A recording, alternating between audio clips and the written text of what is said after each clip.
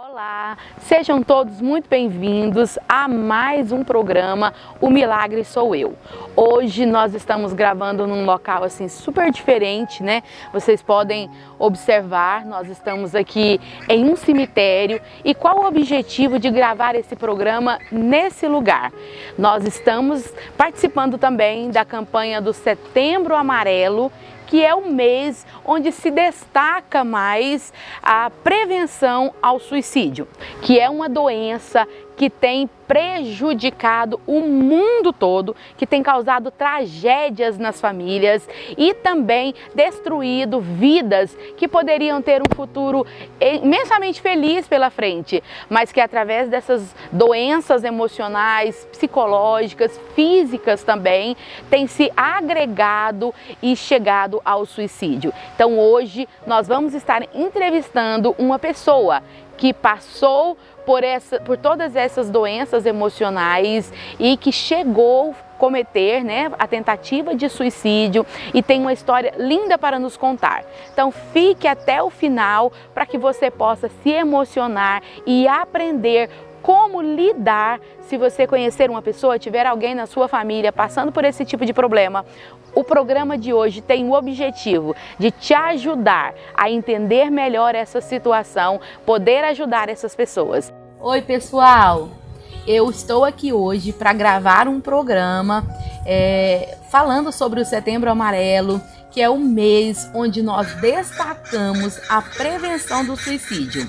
Lembrando você que é familiar, que é conhecido, que é amigo, ou também que tenha desejo de cometer o suicídio, que não é apenas o mês de setembro que deve se prevenir, é o ano todo. Esse é um mês escolhido para evidenciar mais, ter uma preocupação maior de conscientização com essa grave situação que tem tomado, o mundo todo, tem uma proporção muito grande, principalmente no nosso país. Então, lembrando vocês que o ano todo é um ano de prevenção, mas que nesse mês de setembro você possa pesquisar mais, você possa entender melhor sobre o caso e também ter o interesse de ouvir mais as pessoas, de compreender, de ter empatia, para que você possa ser uma pessoa que venha ajudar a salvar uma vida e evitar que mais tragédias aconteçam. Bom dia, Alexandre. Bom dia. Muito obrigado por ter aceitado o convite de participar do nosso programa. Eu que agradeço o convite, estou muito honrado de estar aqui nesse dia, compartilhar um pouco dessa experiência, da minha experiência com, vamos falar, tentativa de suicídio, O nosso programa tem o nome O Milagre Sou Eu.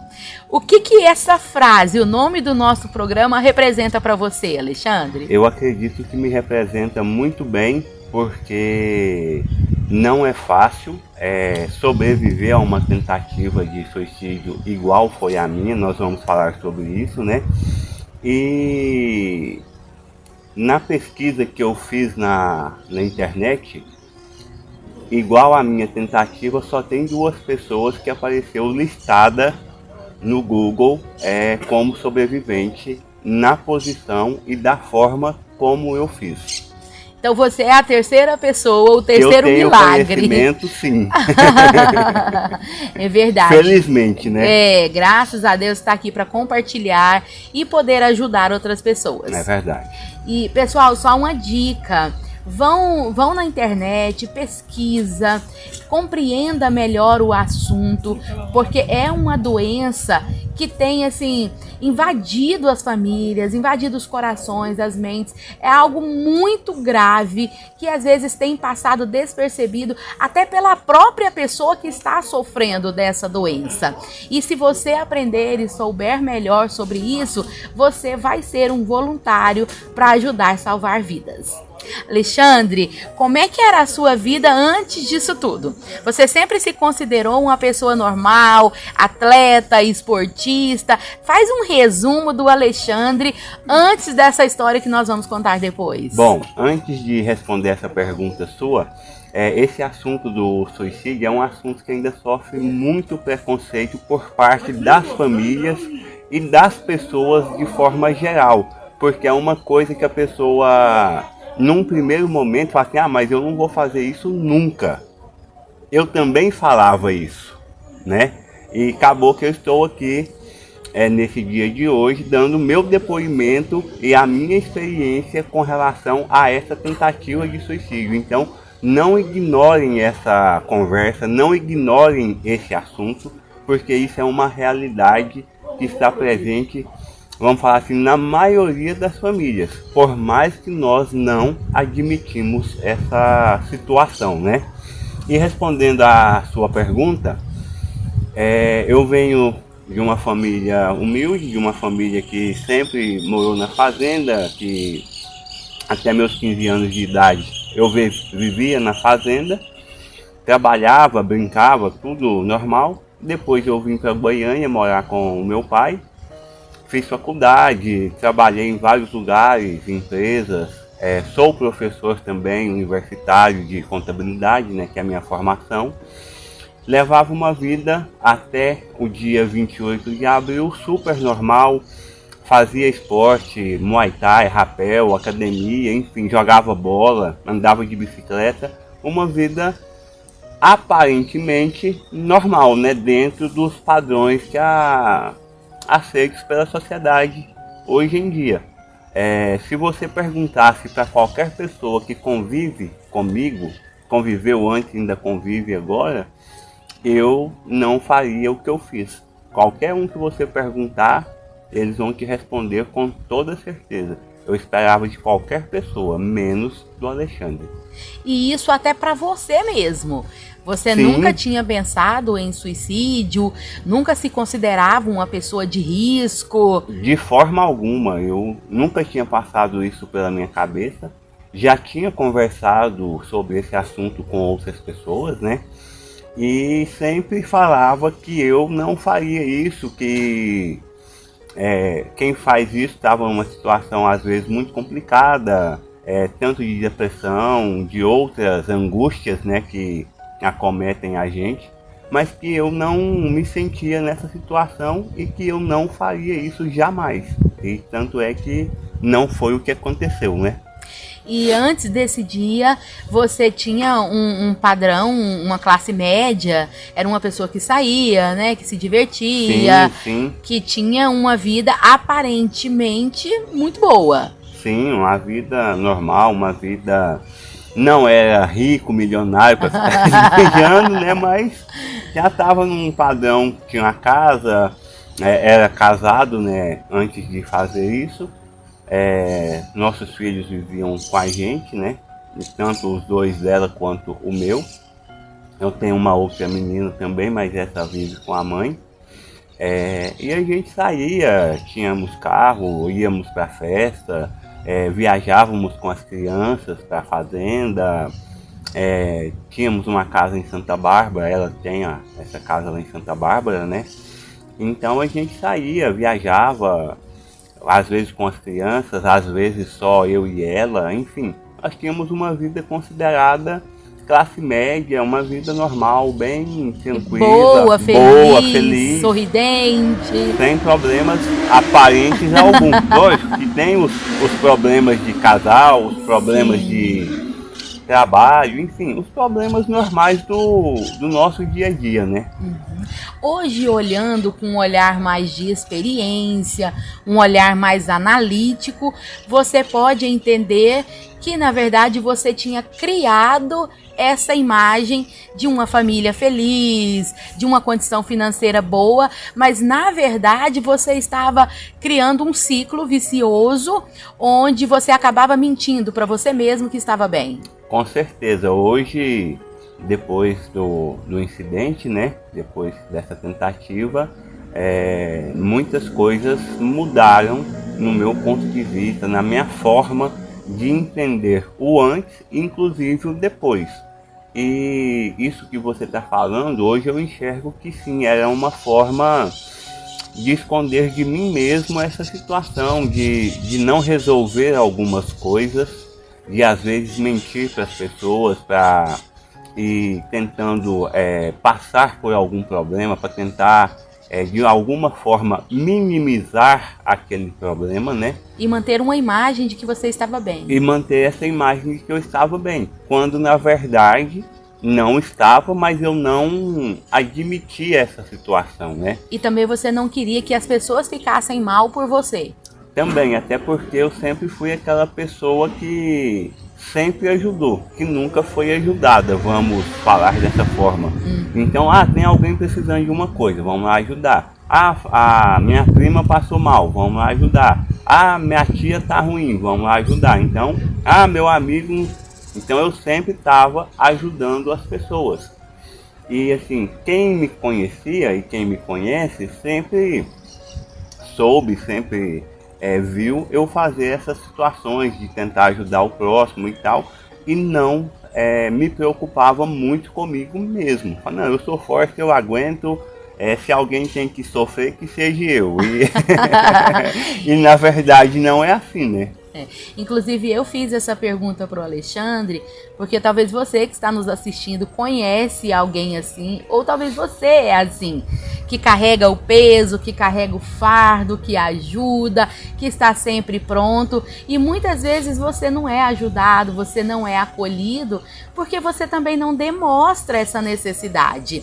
Mas nós somos seres fortes por um lado, mas nós temos as nossas fraquezas, nós temos as nossas necessidades, e nós precisamos demonstrar isso. Demonstrar para a família, para as pessoas de confiança, que você também precisa ser acolhido. Isso é uma virtude, isso é uma atitude de humildade, porque se você tentar ser forte o tempo todo, você corre risco de um adoecimento que pode ser fatal ou que pode trazer consequências ruins. Assim como foi o caso do Alexandre. Particularmente, eu fiquei sabendo da tentativa de suicídio pouco tempo depois, né? Acho que menos de 1 hora depois. E eu sentei e falei, não.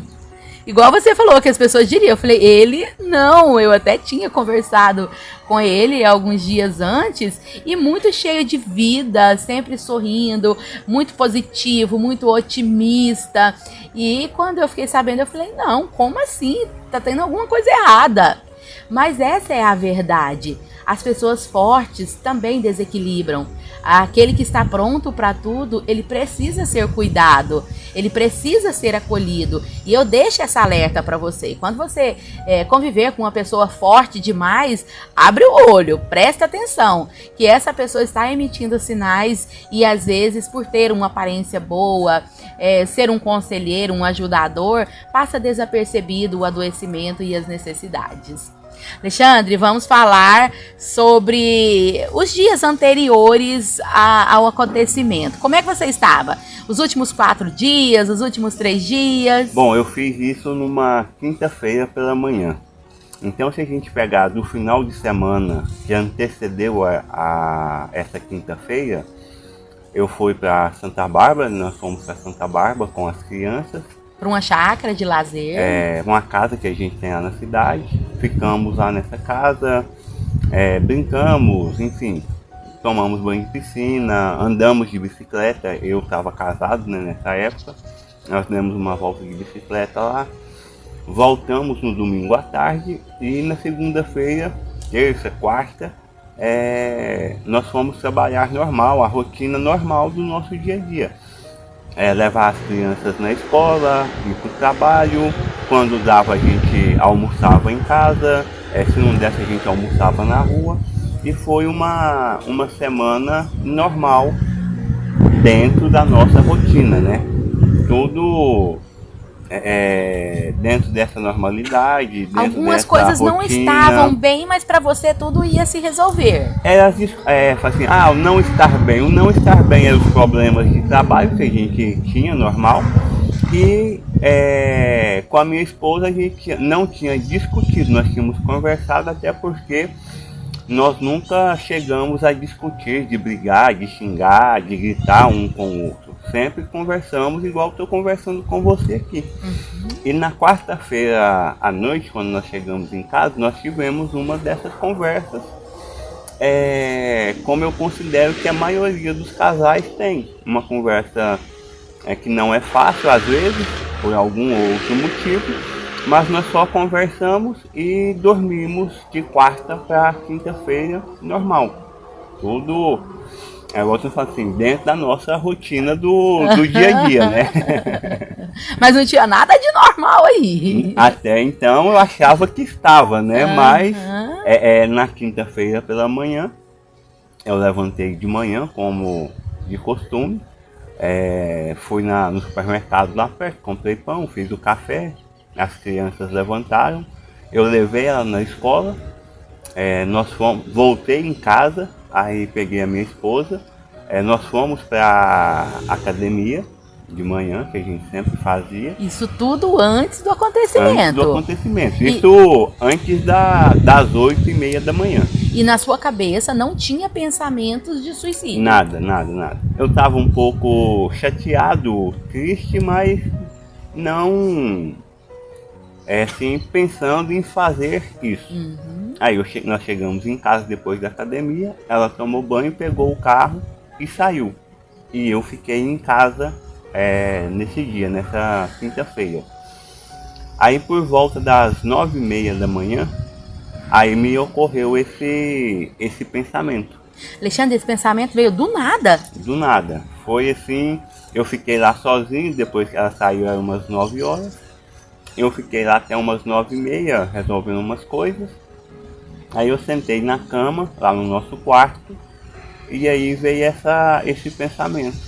Nesse momento que você sentou na cama, é como se você tivesse feito um feedback de tudo e falado, poxa, não tá tão bem assim, as coisas não estão do jeito que eu tinha programado, foi caindo assim, se revelando. É como se eu tivesse pegado tudo que já aconteceu na minha vida, montado um trailer ali rapidinho, curtinho, só os pontos principais e fosse passando na mesma... 5, 7 minutos de filme da minha vida. E aí eu falei, não dá mais. Então você foi pegando coisas, por exemplo, da adolescência? Tudo. Eu considero que eu peguei tudo, né? Você pegou todo o seu passado que não tinha sido tão bom.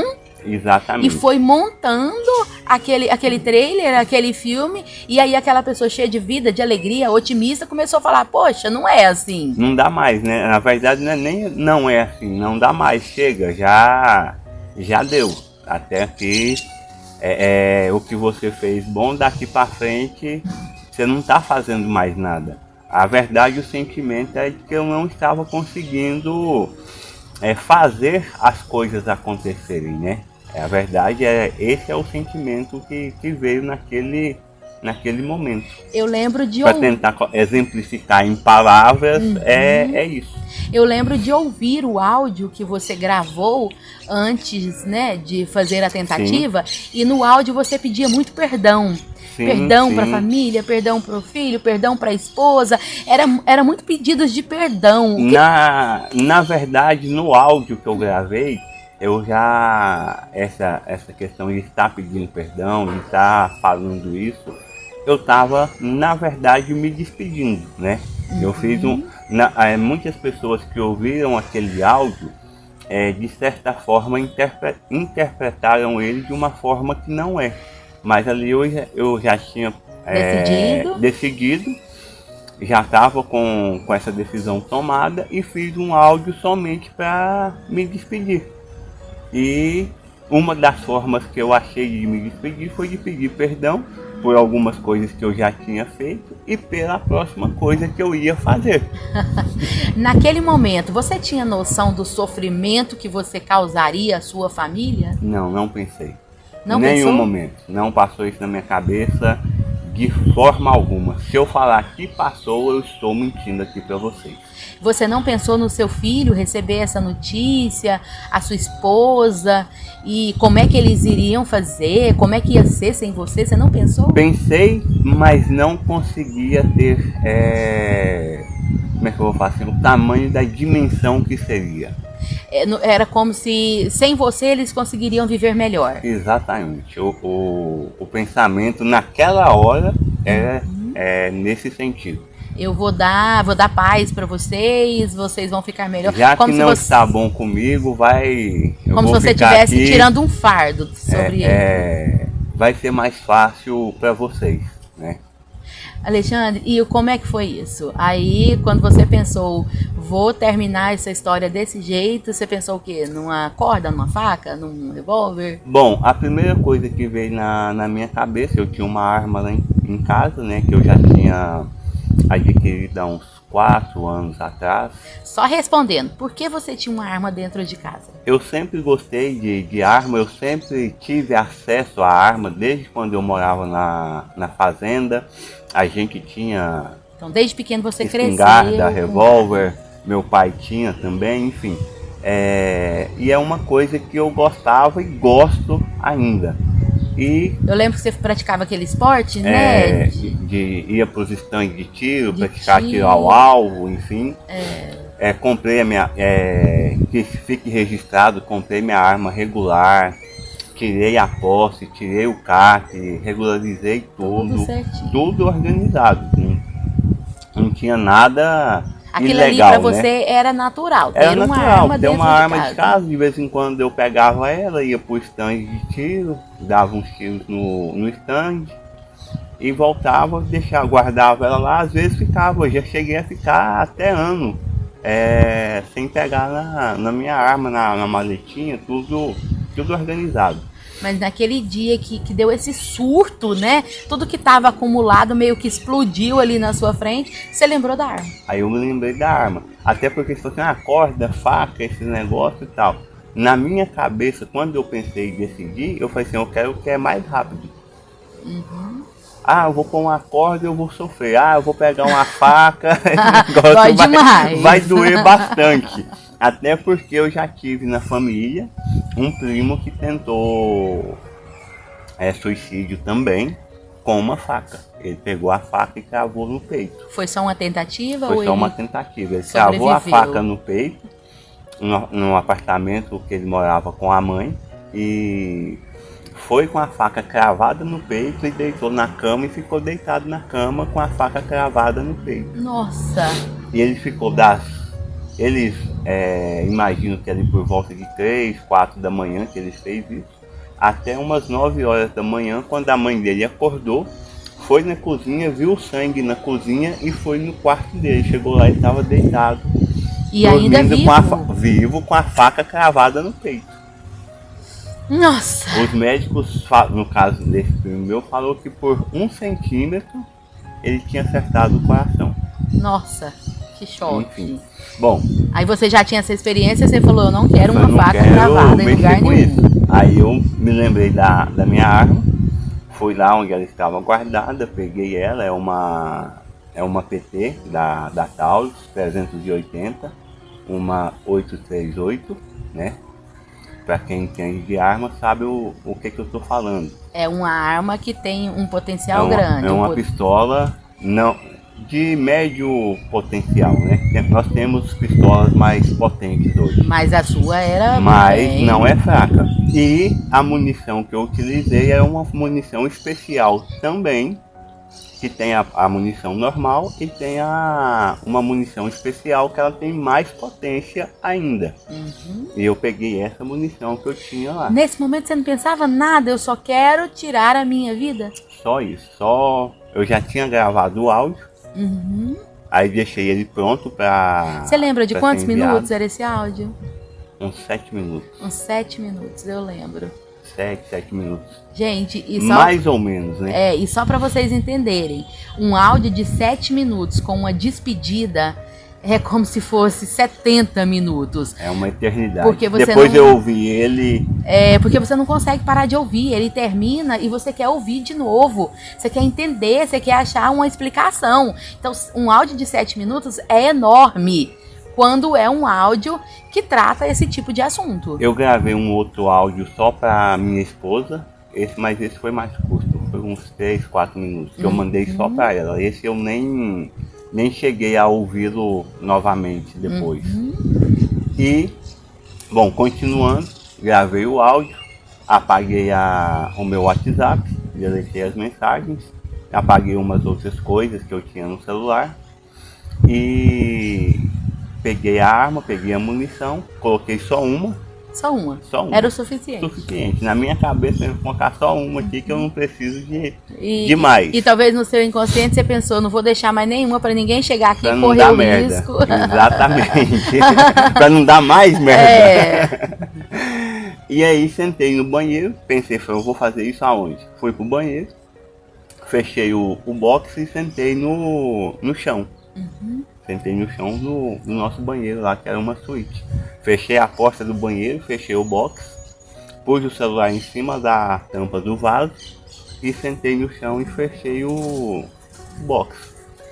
Aí eu peguei a arma, pus ela aqui embaixo assim, ó, segurando com a mão direita, pus ela aqui assim no queixo e disparei a arma.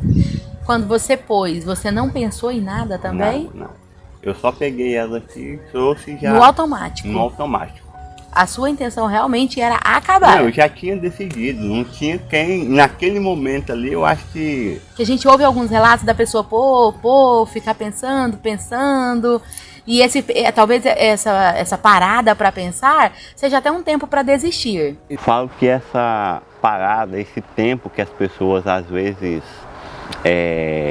se deem, longe de mim estar julgando, né? Claro. Porque até eu sou uma vítima aqui da situação, desses problemas também. Eu falo que é até um pouco de covardia hoje, tendo passado por isso, né? Se for olhar com um olhar cru, né? Sem experiência, sem uma análise, a gente fala, é covarde, quis, mas não teve coragem, Exatamente. Essas coisas. Mas na verdade é um tempo de salvação. Mas hoje, eu tendo passado por isso, eu falo que covardia foi o que eu fiz. Né? Muito, na hora pareceu muito frio, né? Muito. E aí, como é que foi, Alexandre? Explodiu algo dentro de você quando você atirou? Bom, quando eu disparei, eu fiquei lá uns 3 a 5 segundos. Parece que some tudo. E eu voltei, fiquei consciente, né? Lá no banheiro. Você tem noção? Consciente como? Com o olho estourado, a boca? Eu encostei a mão no rosto aqui, ó. Eu senti que isso aqui estava, vamos falar assim... Tinha explodido? Tinha explodido, estava despedaçado, né? Eu tentava conversar, mas não falava. Muito porque sangue na boca? Sangue, um pedaço da língua tinha cortado. Eu perdi um pedaço da língua. O céu da boca todo estourado? O céu da boca estourado. O olho esquerdo estava para fora, né? Então, assim, eu não cheguei a ver as fotos ainda, mas eu quero ver as fotos que a polícia tirou quando eles foram lá. Mas aí o sentimento que você teve quando você voltou desses segundos, né, de colapso, de explosão... Voltei à consciência normal. E você teve arrependimento nesse momento? Nesse primeiro momento, não.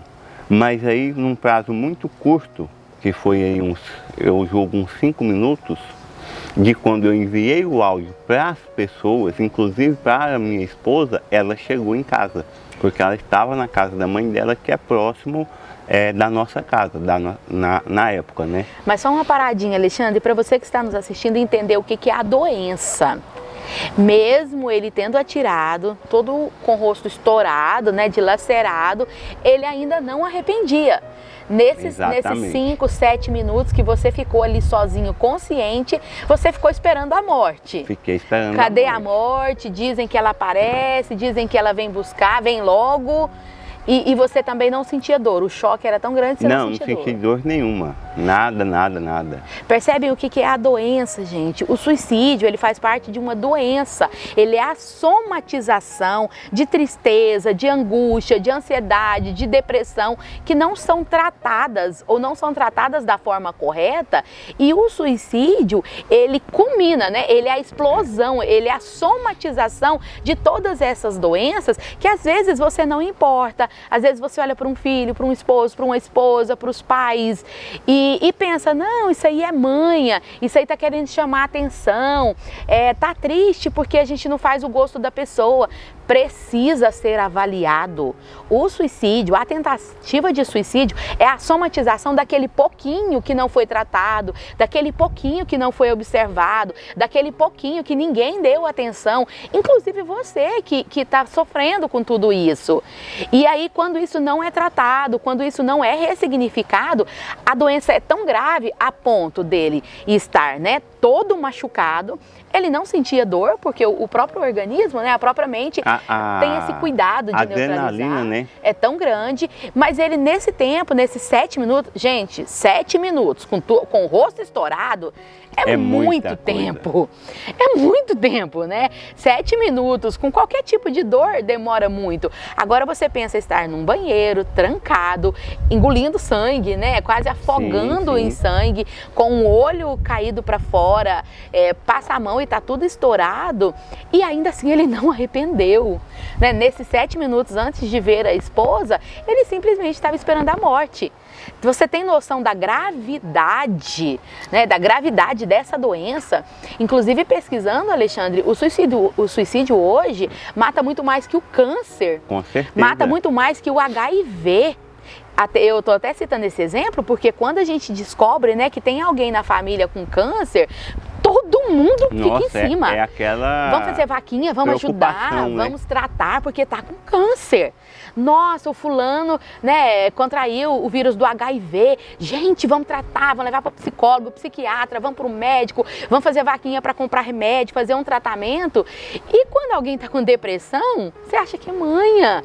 Quando alguém está com crises de ansiedade generalizada, você acha que a pessoa não quer reagir. Inclusive hoje, das doenças psicológicas que mais culmina, que mais leva ao suicídio, é uma doença chamada borderline. Você, por favor, pesquisa, compreende, porque o borderline é das principais doenças psicológicas que leva ao suicídio. E às vezes as pessoas nem sabem o que é isso, né? Porque a pessoa que sofre do borderline, ele tenta levar a vida muito bem, é muito ativo, é muito cheio de energia, mas por dentro está somatizando para esse fim. Então, o depoimento do Alexandre falando que ficou em torno de 7 minutos caído no chão, todo né, vivendo uma tragédia, e ainda assim ele esperava a morte chegar e não um socorro. Alexandre, o que aconteceu depois desses 7 minutos que você ficou ali sozinho? O que aconteceu depois meio que mudou essa história, né? Na verdade eu fiquei esses 7 minutos lá, 5, 7 minutos, né, depois de ter apertado o gatilho, na verdade tentando entender, porque vamos falar assim, na minha ideia, não era para eu estar nesse mundo mais. Ah, sim! O que eu ainda estou fazendo aqui? Tipo assim, eu estava em choque, aí eu vi que eu estava vivo, que eu não tinha morrido, e estava sozinho em casa. Aí foi quando, nesse prazo, a minha esposa chegou. Aí ela abriu a porta do banheiro, eu me lembro dessa cena perfeitamente, e perguntou terrível, né? O que eu tinha feito. Apavorada. Apavorada, em desespero. Na verdade, ela já sabia o que eu tinha feito, né? Ela, assim que recebeu o seu áudio, ela já saiu correndo. Ela já saiu correndo da casa da mãe dela. E quando ela abriu a porta, que eu a vi, aí foi aonde bateu o arrependimento. Que eu lembro que a primeira coisa que eu falei para ela foi: perdão, meu amor, eu te amo. Foi aí que, vamos falar assim, eu tive essa noção do que eu tinha feito, né? Do tamanho da confusão que eu tinha arrumado para mim e para as outras pessoas. Ela até me contou que no caminho que ela estava fazendo, né, de onde ela estava até a casa, ela já foi pedindo socorros. Ela já foi comunicando com as pessoas, falando: chama o bombeiro, né? Chegou o SAMU. Chama o SAMU, eu tenho certeza que ele fez isso. E isso também facilitou com que o socorro chegasse mais rápido. Foi, o socorro chegou super rápido. Depois que ela chegou, foi mais, sei lá. E nesse momento que ela te encontrou, ela assustou ou ela aproximou de você? Não, ela aproximou, me abraçou. Começou a fazer preces? Enfim. Esse aí eu não me lembro ao certo, mas eu me lembro que ela aproximou de mim, me abraçou. Na verdade, ela se jogou em cima de mim lá no banheiro, todo ensanguentado, e me abraçou, falou para mim ficar calmo, que o socorro já estava chegando, que ia ficar tudo bem. Depois ela me contou que ela enfiou a mão na minha boca e tirou a língua, o sangue para fora. Os coágulos, né? Isso, os coágulos, para eu não sufocar, não engasgar. E pedindo para mim ficar calmo. Bom, aí depois disso o socorro chegou. Eles foram tentar me tirar lá de dentro, não estava tendo espaço. Eu falei para eles ficarem tranquilos que eu ia sair lá de dentro do banheiro. Que você estava do lado de dentro do box. Do lado de dentro do box. Então eu saí de dentro do banheiro. Você foi se arrastando? Sozinho, sem a ajuda de ninguém. Se arrastando? Me arrastando. E olha que na época você estava bem forte, né? Eu estava com quase 90 quilos. Alexandre, só uma pausa também. O quanto foi importante a chegada da sua esposa no momento? Ela te trouxe de volta. Sim, Ela trouxe as suas memórias de volta, a sua consciência de eu não quero mais morrer. Exatamente. O quanto o abraço de um familiar, o quanto o acolhimento traz a pessoa de volta que está numa crise, que está num desespero. Eu sou imensamente grato a ela o resto da minha vida, por tudo que ela fez naquela hora e antes também, porque a gente vivia bem. Então aquela atitude dela naquele momento, para mim foi importantíssimo. E é como se ela tivesse resgatado em você a vontade de viver, porque ali você só estava esperando para morrer. Não, na verdade, ali naquele momento ela trouxe minha alma de volta, né? A verdade, se a gente for falar pensando nessas questões espirituais... O quanto o amor é forte, exatamente. Né? Que é o que a gente deixa outra dica. Você pode abraçar, você pode beijar, você pode falar que ama antes da pessoa tentar o suicídio, né? Porque essas palavras resgatam a alma da pessoa. Essas palavras de motivação, eu confio em você, você vai conseguir, você não está sozinho, né? Eu estou do seu lado, pode abrir, falar o que você quiser, que nós vamos vencer juntos. Às vezes a pessoa está com tudo programado e você traz a alma da pessoa de volta, você traz a vontade de viver, porque quando nós sentimos que não estamos sozinhos, faz toda a diferença. É verdade. Né? Eu posso fracassar, mas eu tenho alguém que vai me entender. A gente volta para empatia novamente. É aquela questão, né? Não ignore esses sinais, eles são muito sutis. A gente tem a mania, a cultura de julgar o outro. Aí quando a pessoa fala, eu não estou bem, eu estou assim, eu estou me sentindo mal, isso é frescura, isso aí. Gente, observe, prestem atenção em quem está próximo de você, né? Que seja esposa, pai, mãe, irmão, primo, enfim, amigos, porque ele pode estar numa situação que ele não sabe como expressar, ele não sabe como te pedir ajuda, né? Eu falo que hoje, olhando a minha situação, eu não soube pedir ajuda.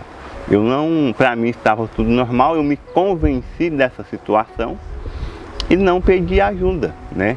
Então eu falo que o meu erro foi esse, de não ter conseguido de alguma forma pedir uma ajuda de forma mais explícita. E humilde, né, Alexandre? Sim, sim. Não é vergonha nenhuma você chegar e falar assim, eu não estou bem, eu estou precisando de ajuda. Cometi erros, né? Eu falhei, eu sei que eu vou decepcionar você, mas eu quero recomeçar, eu quero fazer de novo, e, bem inclusive, feito. Não só nessa questão, mas assim, o brasileiro em si, ainda tem muito aquela vergonha, aquele medo de falar assim, eu vou procurar ajuda profissional de um psiquiatra ou de um psicólogo. Porque quando a gente fala isso, a sociedade em si já olha pra gente e fala assim, isso aí é doido. É doido, tá com problema, como se a própria pessoa não tivesse também. Mas eu já entendi que não é porque você é doido, é justamente para não ficar doido que a gente vai conversar com quem realmente entende. É um trabalho preventivo. É uma prevenção que a gente faz, da mesma forma que a gente vai no médico fazer lá um exame de rotina. Qualquer tratamento. Mas você não está doente, mas vai fazer os exames. Ah, eu não estou ruim, mas eu vou conversar com um psicólogo, vou conversar com um psiquiatra para entender algumas questões e não chegar ao ponto de fazer alguma, cometer alguma besteira, de ter uma... um surto, uma crise. Ter uma crise, ficar em depressão, enfim. A gente cuidar dessa parte espiritual também, emocional e espiritual, né? Sim. Alexandre, aí você lembra que a sua esposa ficou ali com você e logo o SAMU chegou, você arrastou. Gente, é muita força. Depois que a pessoa decide viver, né? Você recobrou as suas forças a ponto de arrastar, sair do banheiro para depois receber a ajuda. Aí eu falei, eu tava nesse período, eu tava muito forte, né? Tava quase 90 quilos, mas não era de gordura, só de massa magra. Então eu saí do banheiro sozinho. Aí quando eu saí, quase cheguei na porta do banheiro para sair, aí o pessoal do SAMU me pegou, me colocou na maca, me levou para a ambulância, a minha esposa entrou junto e nós fomos pro Hugo. Eu me lembro de todo o trajeto até chegar no hospital, inclusive de entrar no hospital e tentar conversar com o médico cirurgião que me recebeu. E foi o atendimento na hora? Na hora. Aí desse momento para frente, aí eu apaguei, porque eles me sedaram, fez a cirurgia, esse acontecimento todo que a gente está falando, foi aí por volta de 9h40 até 10h20 eu já estava no hospital, já estava lá no Hugo. 11 horas eu já tinha entrado para a mesa de cirurgia, já tinha começado a fazer a cirurgia. A minha cirurgia começou, vamos colocar aí 11 horas, terminou 5h30 da tarde. Então eu fiquei esse tempo todo, das 11 às 5h30 da tarde, às 17h30, fazendo cirurgia. Só para você, de reconstrução. Por aí vocês imaginam a situação que eu me encontrava, né? Igual eu falei assim, a face estava desfigurada. E hoje vocês olhando, tá normal. Quem olha, se não fosse a questão do olho, assim, não aconteceu nada com o Alexandre. Eu brinco e falo assim, o pessoal olha para mim e fala assim, cara, você tá mentindo, você não fez o que você tá falando que fez. Você não tem nenhuma cicatriz, não tem nada. Mas foi esse trabalho dos médicos. E aí vem a valorização dos profissionais de saúde, né? O cuidado, o zelo. Aí eu fiquei na UTI por 12 dias, em coma induzido, né? Foi um período que eu tive muitas alucinações. Que tipo de alucinações você tinha? Eu tive umas alucinações muito loucas. Todas as minhas alucinações foram no sentido de estar em algum lugar escuro com alguém me perseguindo. Basicamente essa foi 90% das alucinações que eu... Era como se você estivesse lutando para sobreviver. Exatamente. E uma outra coisa interessante é que quando eu não estava tendo alucinações nesses 12 dias, eu via o símbolo do Batman. Você gosta do Batman? Eu gosto muito e tinha sido o último filme que eu assisti antes de fazer isso. Foi o último filme do Batman que foi lançado. Então, assim, de alguma forma inconsciente, aquele símbolo eu via ele perfeitamente.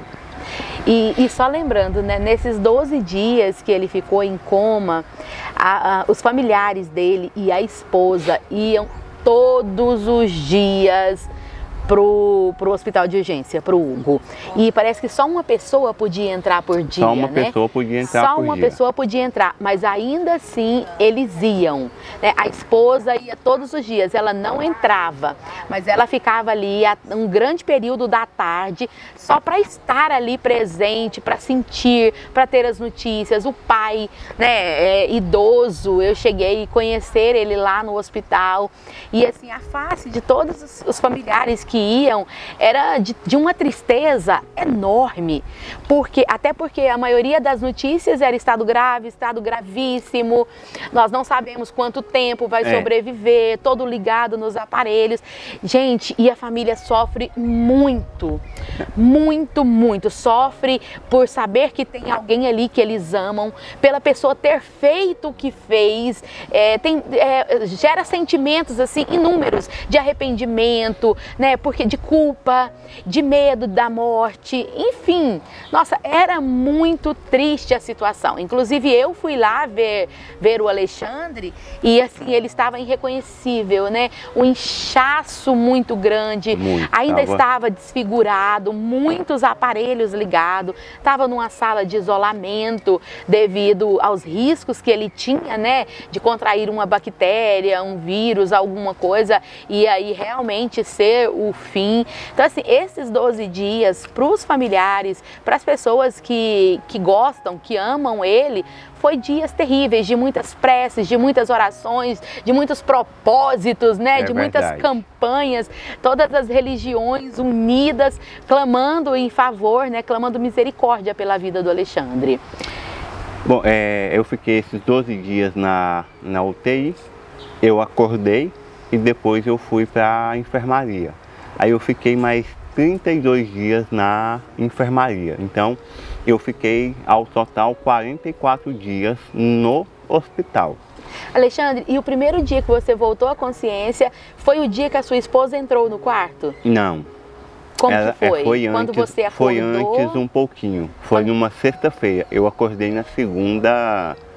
A segunda de manhã eu acordei e fui para a enfermaria à tarde. Então, mas quando você acordou, você ainda estava cheio de aparelhos? Eu não me lembro. Eu acordei, conversei com ela.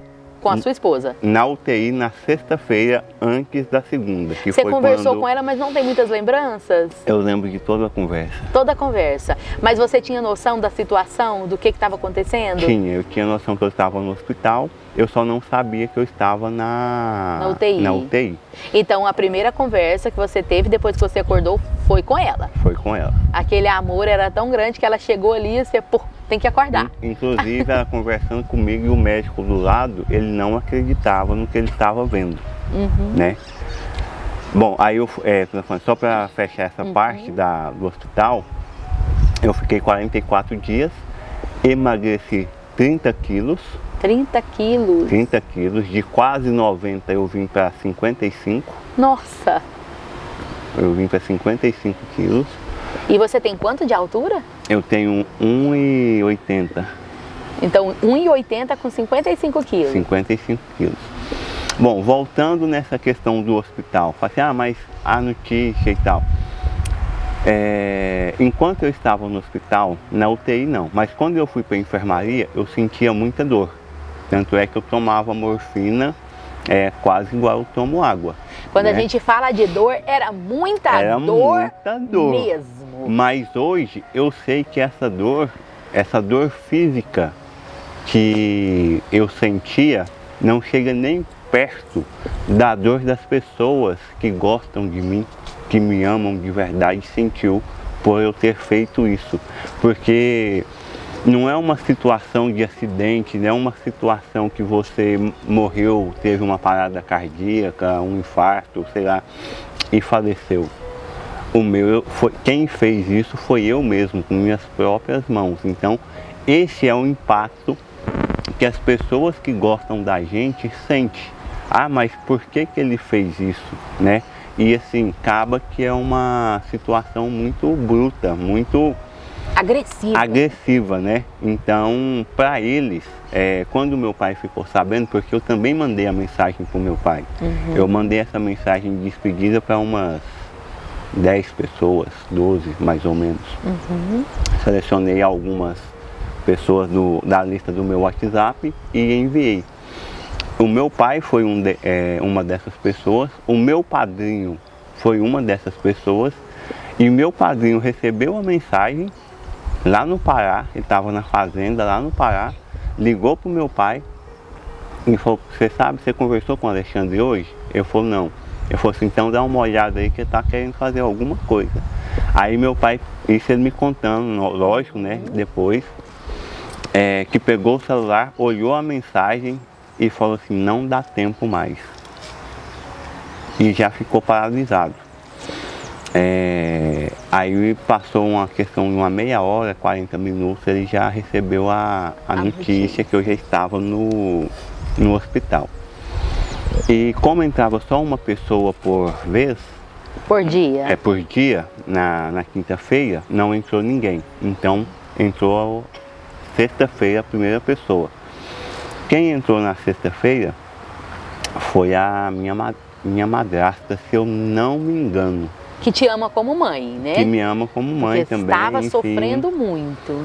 E a notícia que ela trouxe dos médicos era que, primeiro, eu não ia escapar, que podia preparar, que era só uma questão de dias.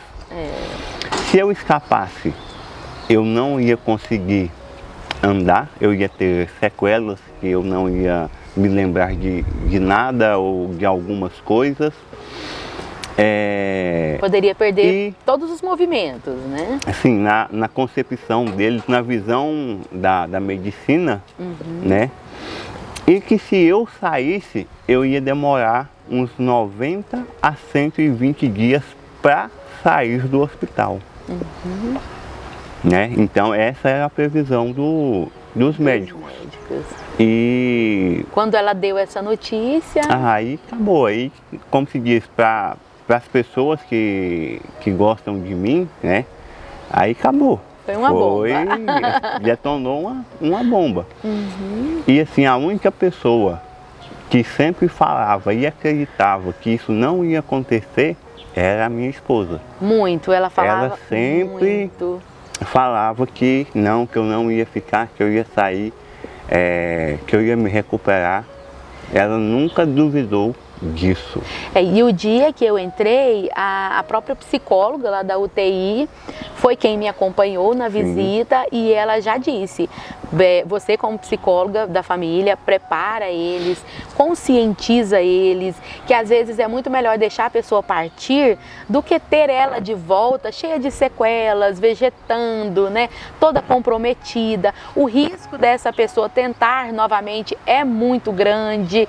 Então assim, eu também saí um pouco abalada, porque como é que você olha para uma esposa cheia de fé, de esperança e fala, calma, né? Eu até cheguei a falar várias vezes, calma, a gente tem que aceitar, foi a vontade dele.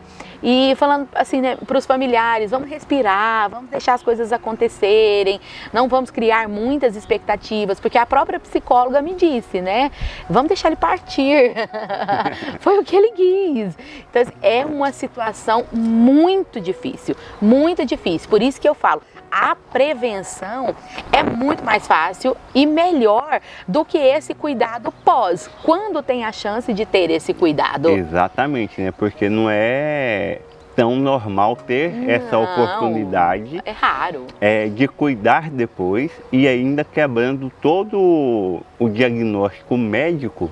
Eu saí do hospital com 44 dias. Saiu da UTI com 12? Saí da UTI com 12 e fiquei mais 32 na enfermaria e saí de lá andando, conversando, consciente, normal. Lembrando de tudo. Alexandre, saiu do hospital e aí vem os choques da realidade, né? Vem as consequências. Nós falamos, né, do milagre que foi a melhor parte da história, você ter sobrevivido sem sequelas. Mas o que você enfrentou quando você voltou para casa e foi meio que descobrindo a realidade que te esperava? Bom, mesmo antes de voltar para casa, né, eu falo assim que a parte mais dura desse processo, eu já recebi a notícia no hospital, que quem me contou foi a minha irmã, que estava ficando lá comigo também, que estava cuidando de mim lá, e aí ela me deu a notícia que a minha esposa tinha pedido o divórcio. Então, essa foi uma parte que doeu muito. Muito mesmo? Muito. E dói até hoje. Imagina.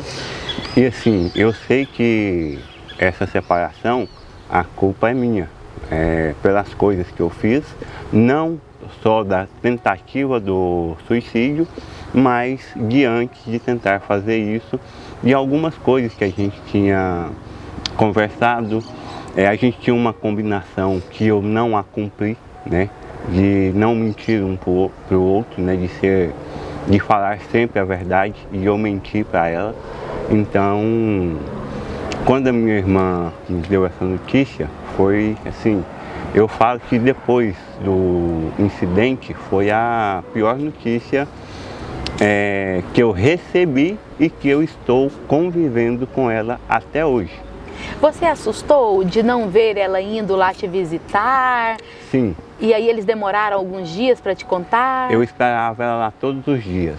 A verdade é essa, porque como eu tinha visto ela quando eu acordei na UTI, e eu ficava procurando para mim mesmo o porquê que ela não estava indo lá me visitar ou passar a noite comigo. Até sabendo o quanto ela é cuidadosa, né, com todo mundo. Aí foi quando a minha irmã me falou, não precisa esperar ela vir. Ela pediu a separação, ela pediu o divórcio. E só para explicar para o pessoal, né, que o susto dela, o trauma dela foi tão grande e o sofrimento enquanto ele estava, né, em coma, enquanto ele estava ligado nos aparelhos, ela ia no hospital todos os dias, nossa, inclusive ela fez muitas promessas, muitos votos, e aí quando ela soube que ele melhorou, quando ela viu ele conversando, que ele não tinha sequela, parece que o sangue esfriou. Né? E aí ela teve um outro choque de realidade, que aquele Alexandre, né, que ela casou, que ela convivia, é como se ele tivesse morrido. Exatamente. Ele acordou uma outra pessoa. Para ele ainda era o Alexandre, mas para ela o trauma, o choque tinha sido tão grande que aí ela já tinha medo de tudo. E aí ela não acreditava, não confiava ou não aceitava mais essa situação por medo e por muitas coisas que acabaram somatizando, né? Também, mas né? Não foi maldade, não foi abandono, pelo contrário. Ela ainda, mesmo não indo visitar, ela conseguia notícias todos os dias, ela me repassava essas notícias e ela sofria muito pela situação, mas ela também não era mais a mesma. Ela tinha mudado naquele dia que ela segurou ele no banheiro todo ensanguentado, tinha mudado alguma coisa dentro dela e quando ela viu que ele estava bem, que ele não ia mais morrer, aí ela precisou voltar para cuidar dela. E aí esse cuidado com ela, um dos primeiros passos foi pedir o divórcio, porque ela já não suportava conviver, né? E com todos os sentimentos, com todos os traumas que ela tinha vivido. Foi assim que você entendeu, Alexandre? Sim, eu entendi dessa forma.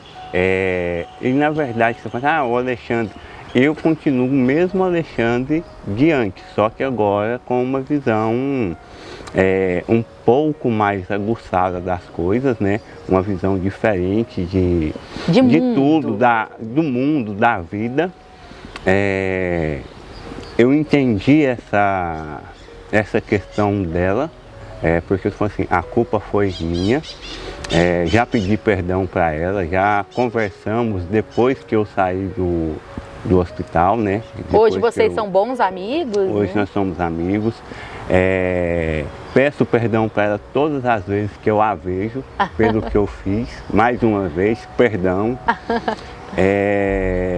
Mas eu entendo a posição dela, apesar de doer muito essa separação para mim. E imagino que para ela também, que ela também está sofrendo. Se eu falar que ela não está sofrendo, é mentira. Mas eu entendo que é igual a gente estava conversando. A gente tem, todos os nossos atos têm consequência, né?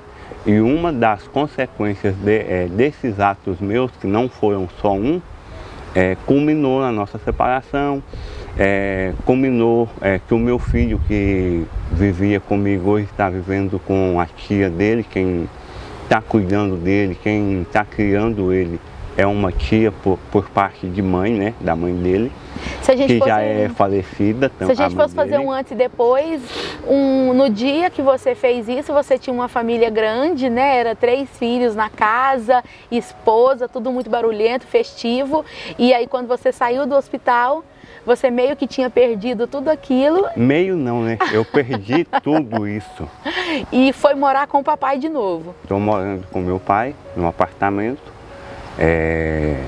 Não tem sido fácil, porque apesar de ter perdido isso, a gente, assim, pessoas que eu nunca esperava, que eu jamais esperava, que ia lá no hospital me visitar, que fosse lá no hospital mesmo que não conseguia entrar no hospital, mas eu fiquei sabendo que estava lá, eu nem imaginava que essas pessoas fizessem isso e fossem lá, né? Você não tinha proporção do quanto você era amado, querido? Não, de verdade. Você convivia com as pessoas, mas não tinha essa noção da importância que você tinha na vida delas.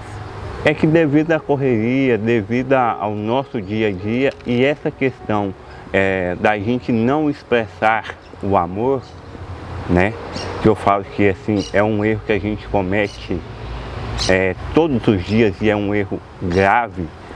Fale para as pessoas que você gosta, que você as ama, que você as quer bem, que você gosta de ver elas sendo felizes, vencendo na vida, conquistando as suas coisas, né? Falem, não deixem de falar, isso é muito importante. Abrace, beije, né? Puxa, seja aquela pessoa chata, grudenta, né? Seja vivo e faça com que o outro se sinta vivo também. Alexandre, qual foi o olhar da sociedade para você? Porque antes você era, né, o galã, esportista, né, musculoso, muito inteligente, professor, né, contador e tudo, era o bambambam. E aí depois, é claro que as pessoas continuaram te admirando, até ainda mais por ter sobrevivido, mas o olhar meio que mudou? Aproveitando aqui o que você falou, assim, né, eu ainda continuo tudo isso, né? Em processo de construção, reconstrução.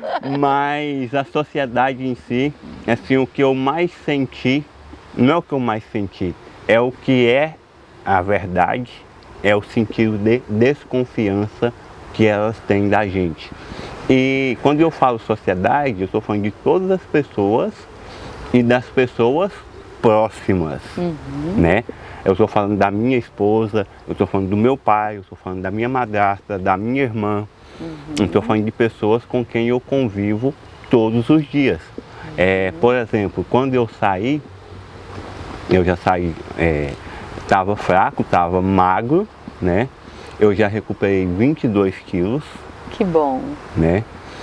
Eu já estou com 80 quilos novamente. Uma assim, das maiores brigas que eu tive foi para eles deixarem eu sair sozinho.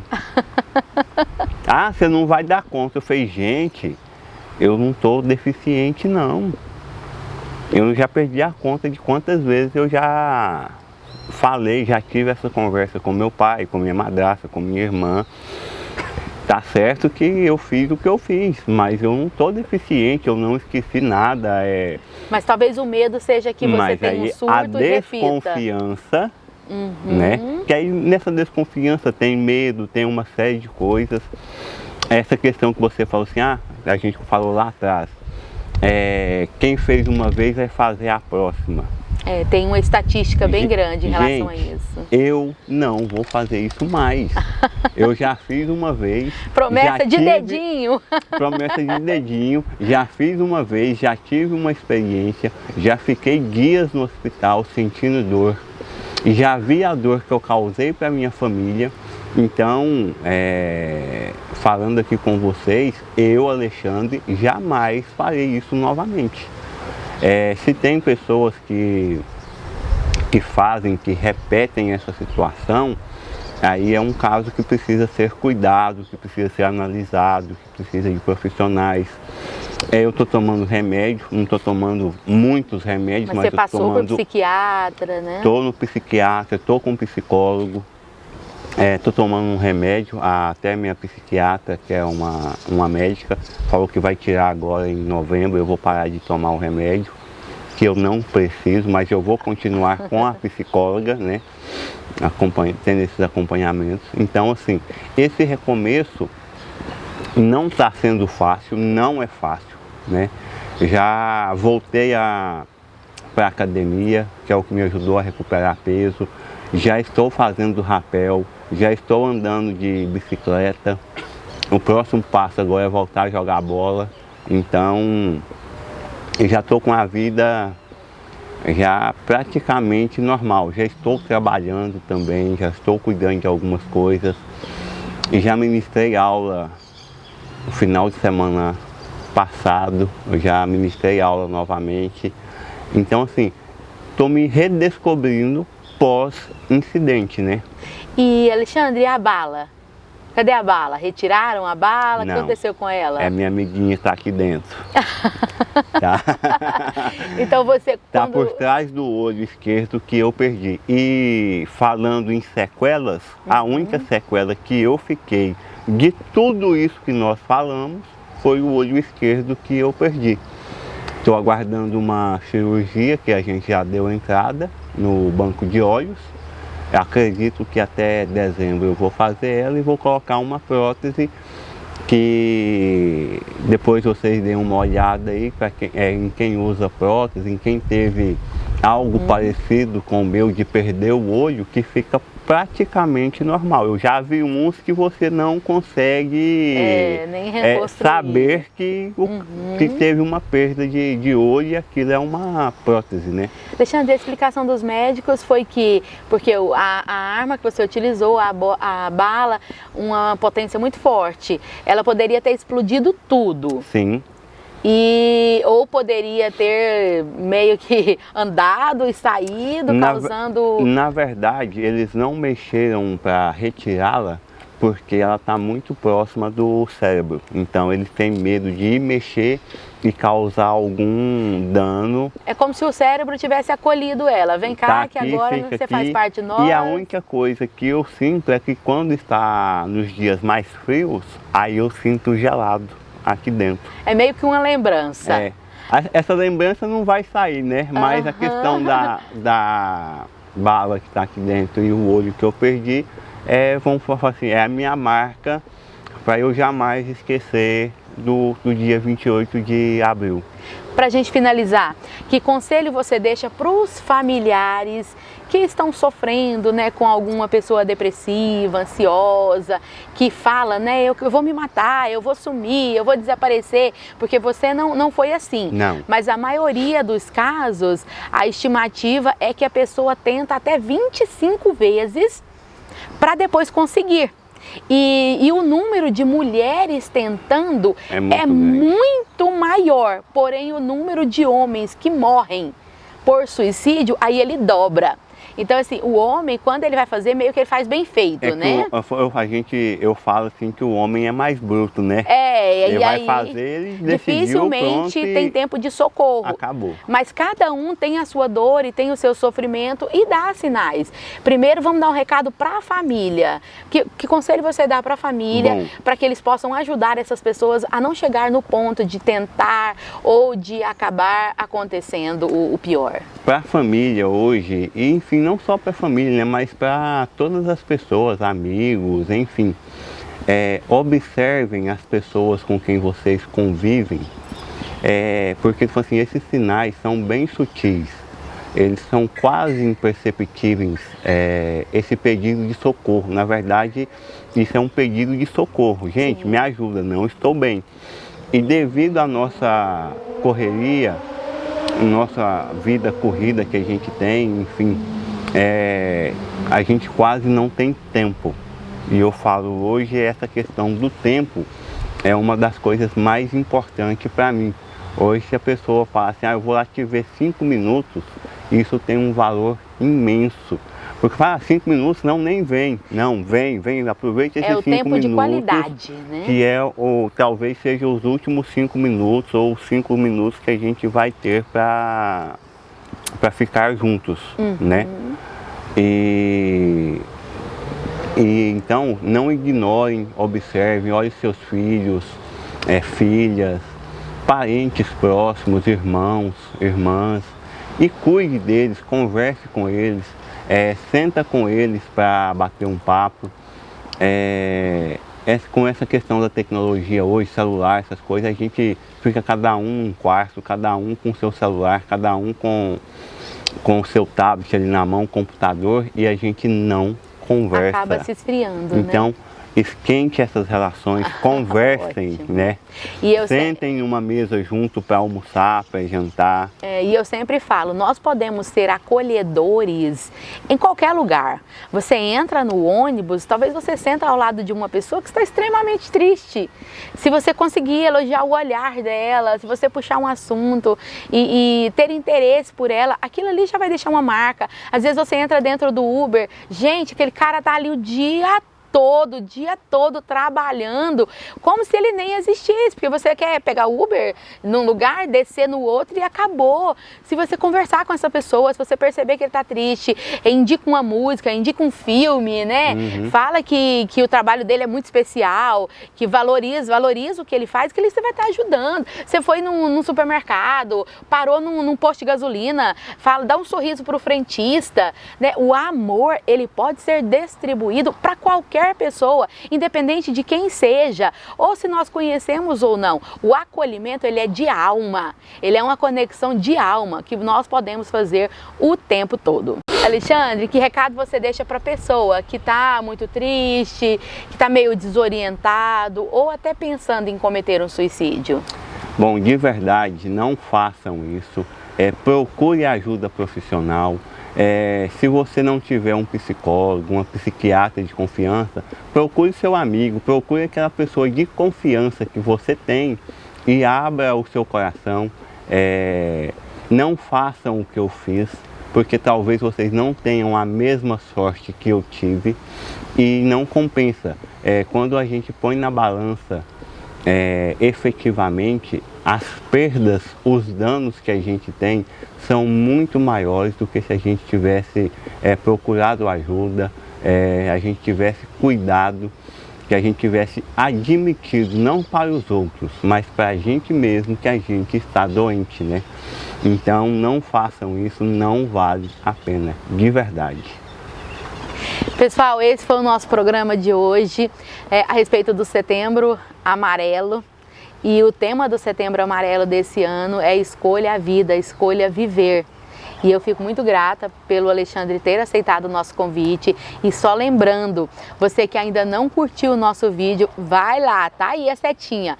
Curte o nosso vídeo, compartilha com o máximo de pessoas possíveis. Eu tenho certeza que tem alguém precisando assistir um conteúdo como esse e vai ajudar bastante. E clica aí o sininho de notificação para que você possa sempre estar recebendo novidades, né, sobre as postagens dos nossos vídeos. Alexandre, muito obrigada. Que você tenha um futuro de muito sucesso, de muita alegria, que você possa ter uma família abençoada, fazer, né, a cirurgia do olho logo, ir para o futebol, que você tenha uma vida muito feliz e um futuro muito abençoado por Deus. Obrigado pelo convite.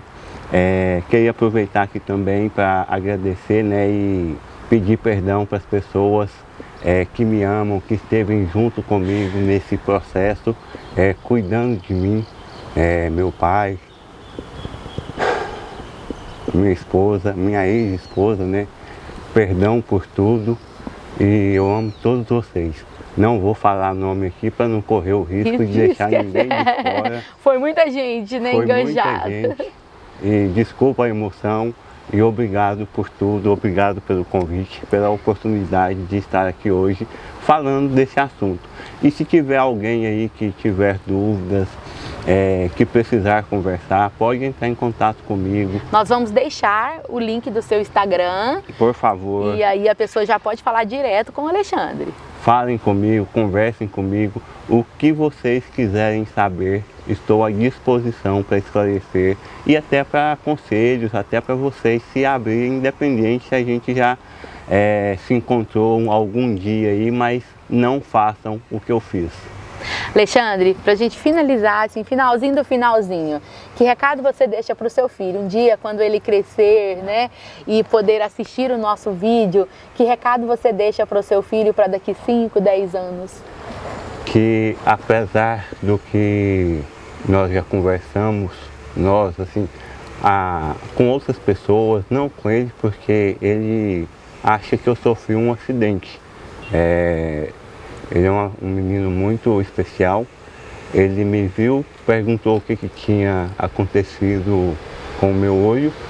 Eu falei que o papai tinha machucado e para ele tá normal, o papai machucou o olho e tá tudo certo.